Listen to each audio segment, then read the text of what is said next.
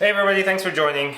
So a friend of mine, a good friend of mine from a long time ago, asked me, hey, what do you normally keep in your house to cook with ingredients, either in the pantry, in the fridge, in the freezer, what have you, that you usually keep stocked that you can just pick up and do something with? What's your basic stuff? So I actually wrote this down. Never thought about it, but I wrote it down, and I'm just going to read the list off for you. This is going to be a really quick episode.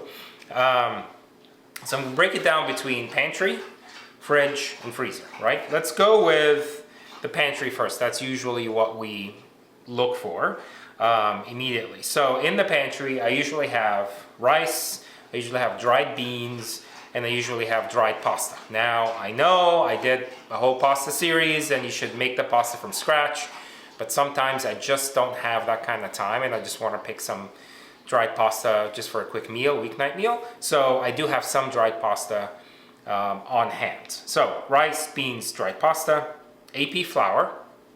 I don't bake a lot, so I don't use bread flour, almond flour, any of that stuff. But AP flour is key to have on hand. A can or two of San Marzano tomatoes and couscous.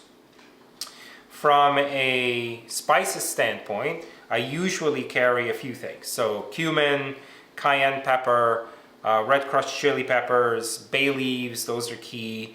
Dried oregano, smoked paprika are usually the ones that I'll reach out to very quickly.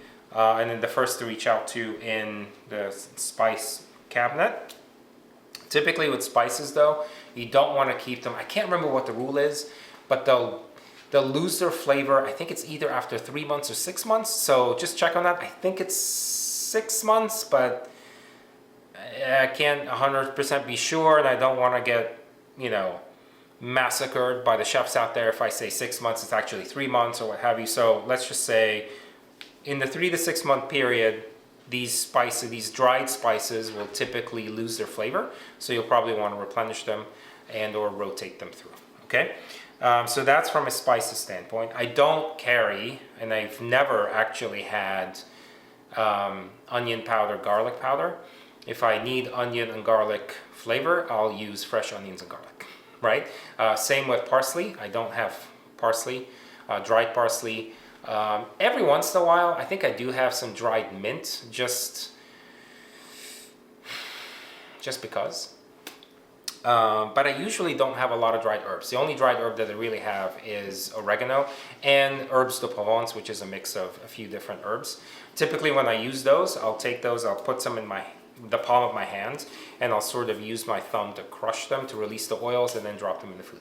Just remember with dried herbs that they are 3 times as strong as fresh herbs. So if a recipe calls for fresh herbs and you only have dried, use 1/3 of what the recipe calls for, okay? And if it calls for dried and you have fresh, then just make sure that it works, but you're gonna need 3 times as much. That's usually the standard rule between fresh and dried. Okay, under my sink where all the oils are, I only really have 2 oils, actually 3.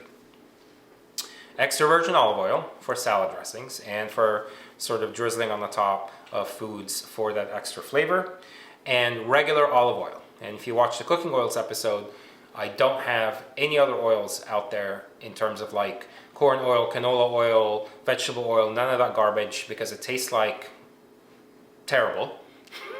Tastes really bad. And the olive oil, regular olive oil, not the extra virgin kind, but the regular one is cleaner and has just as high of a smoke point as those do. So I prefer to use that. So watch that episode so you can understand smoke points and what my personal preferences are for oils. I also have clarified butter that I clarify myself, and I will do an episode on that. And I have been promising you guys this for a while, but I just haven't gotten around to it. I do have the butter in the fridge. I just need to, I'll probably do tomorrow. Okay, so olive oil, extra virgin olive oil, and clarified butter. In terms of vinegars, I usually carry balsamic vinegar, red wine, and white wine vinegars. Now, if you do look under here, there are a few more things. Not because I use them all the time, but every once in a while my wife likes to pick something like walnut oil and make a salad dressing with it or what have you. All fine. Oh, also apple cider vinegar. Don't forget that. I usually like to have that in stock as well. Okay, obviously salt and pepper, plenty of that. Raw sugar, tea, coffee, honey, usual stuff. And I'll always have a batch of homemade granola in my cupboard.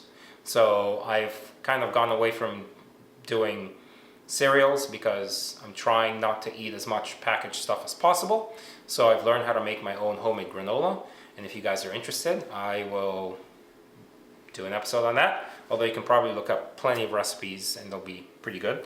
But I make my own homemade granola and I keep that in instead of cereal. That's usually what I go for first. Okay, so that's pantry. In terms of the fridge, there's a few things in the fridge that I usually like to keep on hand. Eggs, key. Onions, garlic. Okay, so from a vegetable, sorry, let's start with your milk, dairy, and all that stuff. So eggs, milk, and I usually use whole milk, mostly for the granola.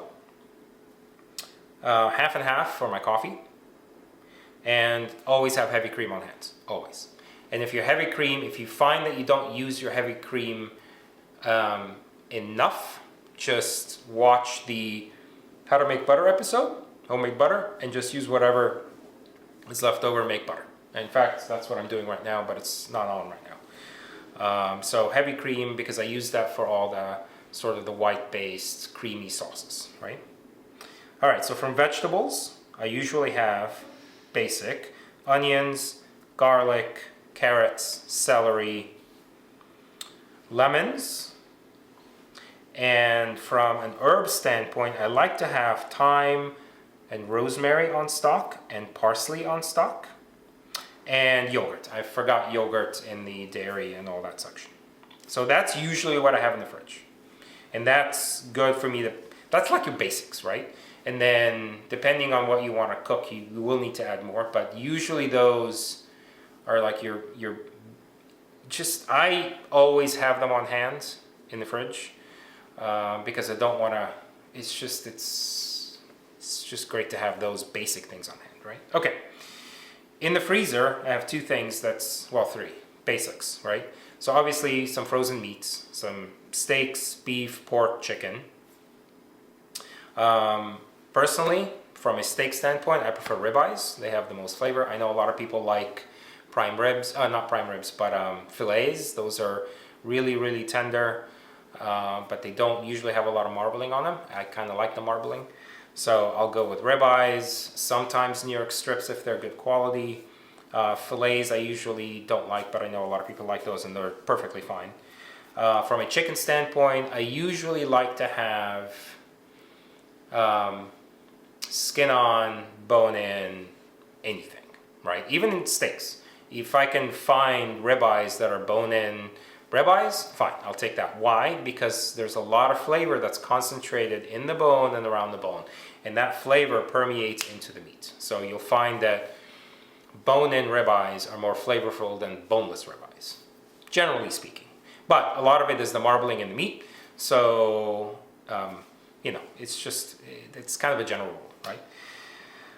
And same with chicken. I don't like boneless, skinless. The only time I will buy boneless, skinless breasts is if I am going to be slicing those breasts into thin cuts and making, basically breading them and frying them. Okay, that's the only time I will buy those. Or if I'm making them for Luna, my dog, who has stomach issues every other week, and she needs like rice and chicken, so I'll usually get them. But for us, for human consumption, I prefer, with bone, with skin, because there's a lot of flavor in the skin that permeates into the food, and there's a lot of flavor into the bone that permeates into the food. So that's chicken. Pork, pork chops, pork loin, whatever you like to use is fine. So I usually have those meats in the freezer. Chicken stock, that's huge. I will probably go insane if I don't have homemade chicken stock in the freezer. And it drives my wife insane because I'll usually make a massive batch and it takes, maybe 6 of these plastic containers, and it takes up half the freezer, and she freaks out because she doesn't like anything in the fridge. But how do you cook when you don't have anything. Well, you can go buy chicken stock. No, don't buy chicken stock. Make chicken stock, because it's 10 times better than anything you buy at the store. You've heard me say this over and over. Make your own chicken stock, and I promise you I will have an episode on that. Once I run out of my chicken stock, I will make an episode on how to make the best chicken stock you'll ever have. Okay, great. So chicken stock, very, very important. Funny thing is, if you buy nuts, if you leave them in your cabinet for too long, they will start to degrade and they'll start to smell and taste funny. So what I do, I put them in the freezer. And believe it or not, you can preserve them in the freezer probably forever, but don't quote me, please. I don't want the culinary police to come and say, you cannot send, you can't put nuts in the freezer, they won't last that long, blah, blah, blah. I don't want to hear it, okay? They will last much, much longer than if you leave them in your cabinets. They'll retain their flavors, and just take them out a few minutes before you need to use them, let them kind of get up to warm temperature. I usually toast my nuts anyway, but hell, I've taken out, you know, unshelled pistachios from the freezer, put them in a bowl, and started cracking them and eating them immediately, and it's like within 30 seconds they're perfectly fine, right? So I usually keep those in the freezer. So that's sort of the basics. I may have missed a few things. I did kind of run through the whole kitchen and kind of mark down, you know, what I think I keep on hand at all times. I may have missed a couple of things. You will obviously have your own preferences as to what you want to keep in stock, but this is the stuff that you'll almost always at any point in time walk into this house, go through my kitchen, you'll find probably 90% of these in stock. Yeah, this is what I cycle through. So I hope this was useful, and I hope it gets you to creatively think and maybe just keep on hand and in stock. Oh, potatoes. I usually have at least a potato or two as well. Sorry. Yep, but that's it. Pretty simple stuff, some basics, and I hope that's useful. Please like and subscribe so I can keep doing more stuff for you, and I will see you again soon. Thank you for watching.